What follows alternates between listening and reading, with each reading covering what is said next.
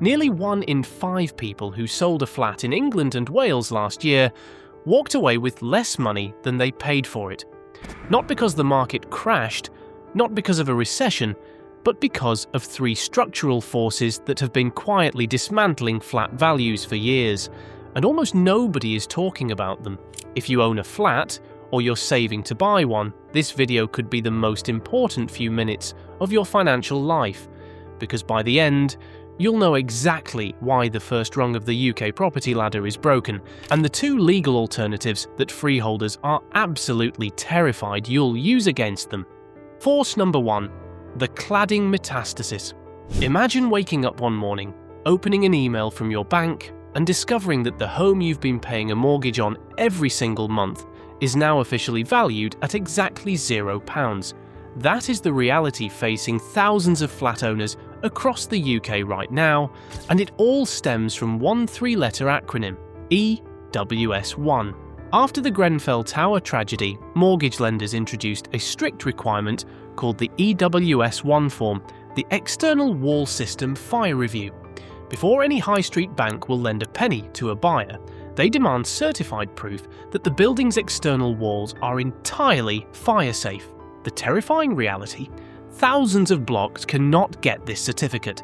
Some have dangerous cladding materials. Others are stuck in a queue because there simply aren't enough qualified fire safety engineers to inspect them.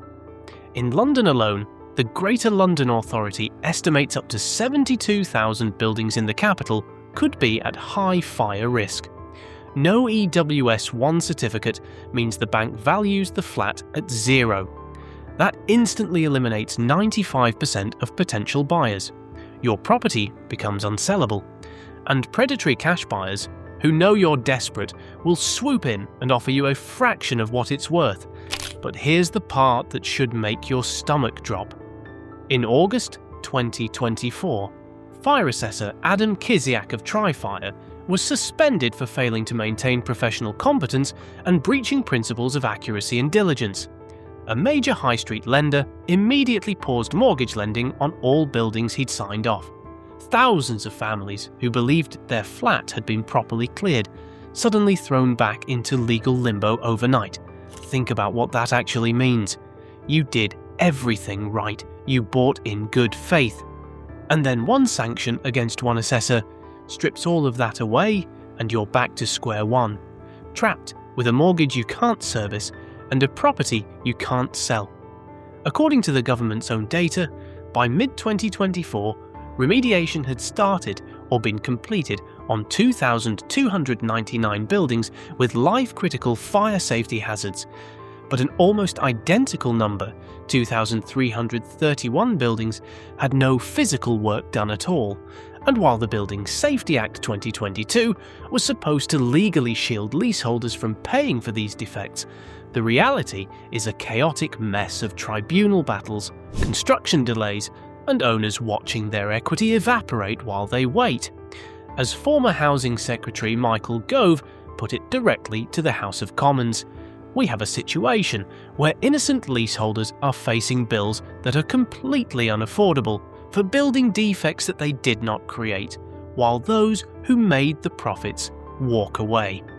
Now, the cladding crisis is terrifying, but it's a visible threat. For the most part, you can look at a building and see the problem on the walls. But what if the real danger to your wealth isn't something you can see at all? What if it's buried in a legal contract you signed without fully understanding it? Force number 2, the leasehold wealth extraction. Here's something that nobody tells you when you buy a flat in England or Wales. You don't actually own it. What you've purchased is a long-term tenancy agreement, the right to occupy that space for a fixed number of years, usually between 99 and 125 years. The actual land, the foundations, the structure, they belong to a third party called the freeholder, and that freeholder is often an anonymous offshore investment fund that has zero emotional connection to the building whatsoever. Because they own the land beneath your feet, they charge you an annual fee called ground rent, just for the privilege of living in a home you thought you'd bought outright. And it gets worse. Before a minor legal clampdown in 2022, developers were writing clauses into contracts that allowed ground rent to automatically double every 10 to 25 years. Tens of thousands of flat owners who signed up to a seemingly harmless £250 annual ground rent are now waking up to the math. Within a few decades, they'll be legally forced to pay over £10,000 a year.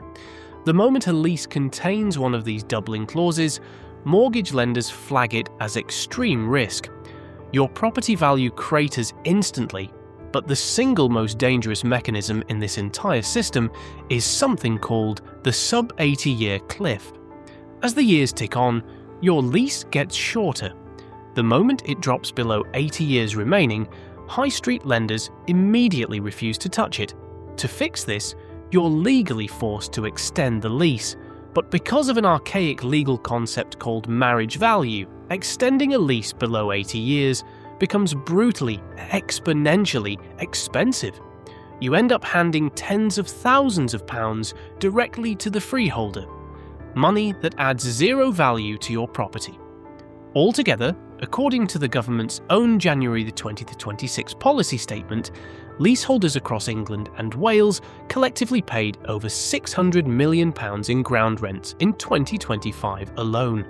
Now here's the part of this system that is so disproportionate it should be on the front page of every newspaper in Britain. Under Section 167 of the Commonhold and Leasehold Reform Act 2002, freeholders can initiate forfeiture proceedings, the legal mechanism to seize your entire home for a debt as small as £350. That's less than a weekly food shop for most families. The Section 146 notice process under the Law of Property Act 1925 then begins, and if unresolved, a court can legally terminate your lease, wipe out your bank's mortgage, and leave you with absolutely nothing. Let that sink in for a moment. £350. A disputed bill, perhaps one you're actively contesting, can legally put a £400,000 asset at risk. Courts do have discretion to grant relief, but that relief is not guaranteed, and you would still need to pay legal fees to defend yourself. It is, by any reasonable measure, one of the most disproportionate legal mechanisms in the entire English property system. There is a draft Commonhold and Leasehold Reform Bill currently going through Parliament that promises to ban new leaseholds, cap ground rents at £250 and abolish forfeiture entirely. But the House of Commons Library confirms it won't take legal effect until late 2028 at the earliest. Until then, 3.8 million leasehold properties across England and Wales are still operating under these exact predatory rules. So let's say your building has a clean fire safety certificate and your lease has a comfortable 120 years left on it. You'd think you're safe, wouldn't you?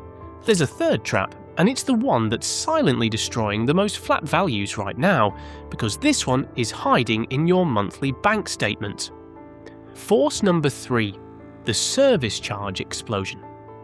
Right now, there are thousands of flat owners who have a clean fire safety certificate, a long lease, and absolutely no idea that their property is completely unsellable. They think they're safe, but the trap has already been sprung and it's hiding right there in their monthly outgoings.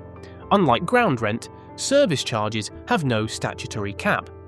Managing agents can increase them whenever they like, and you are legally required to pay.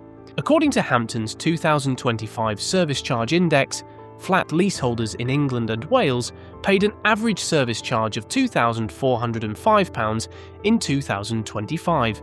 The first time in British history, the average monthly fee has crossed £200. Over the last decade, these charges have shot up by 55.6%, outstripping CPI inflation, which rose 39.8% over the same period. And here's something that makes this even more infuriating. The managing agents who set and collect these charges are, in the vast majority of cases, entirely unregulated. Unlike estate agents or financial advisors, there is no statutory body governing their conduct, no mandatory qualifications, and no binding code of practice they are legally required to follow, because they are appointed by the freeholder and not elected by residents, they have no meaningful accountability to the people actually paying their fees. But here's the statistic that should genuinely alarm every flat owner. Hampton's found that 37% of all flats across England and Wales now carry an annual service charge that exceeds 1% of the property's total value. To a casual buyer, 1% sounds harmless. To a high street mortgage lender, it is an immediate red flag.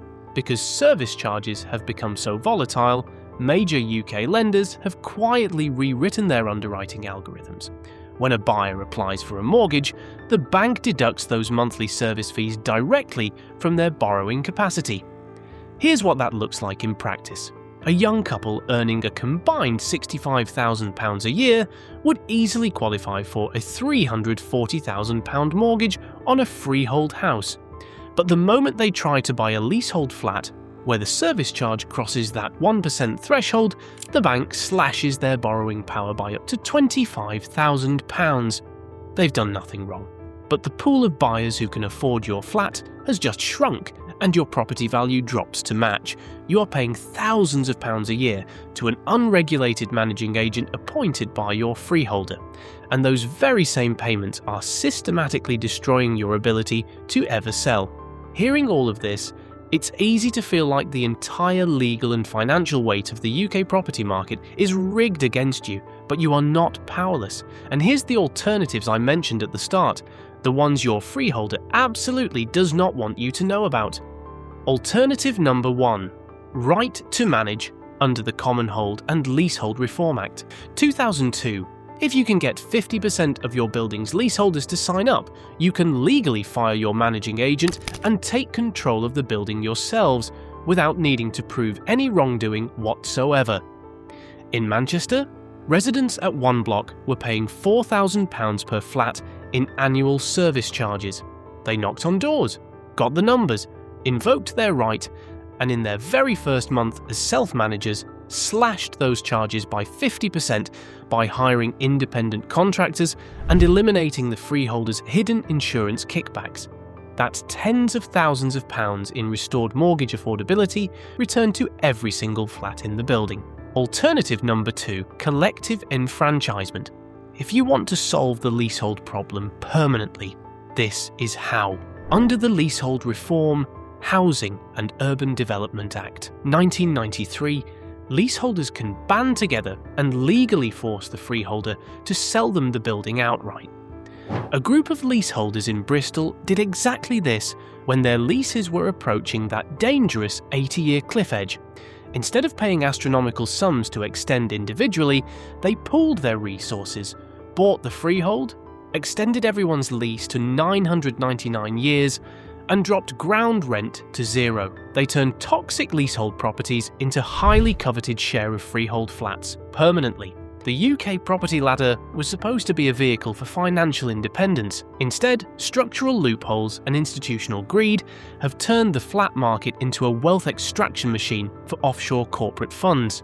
The government's incoming reforms will eventually help future buyers. But if you're already caught in this system, you cannot wait for Parliament to save you. You need to act now. If you're a flat owner, download your lease today, check your service charge trajectory, and start talking to your neighbours about right to manage. If you're a buyer, demand a signed EWS1 certificate before you spend a single penny on solicitors, pull 5 years of service charge accounts, and if that annual charge is anywhere near 1% of the asking price, walk away. The people who built this system were counting on you not understanding it. The fact that you now do puts you ahead of the majority of flat owners in this country, but we want to hear from you. Drop a comment below. What's the most outrageous thing your managing agent has ever tried to charge you for? Let's get it all out in the open. Also, don't forget to like the video, subscribe to the channel, and turn on notifications. And if this video helped you, share it with anyone who's thinking about buying a flat right now. You might just save them from the worst financial decision of their lives.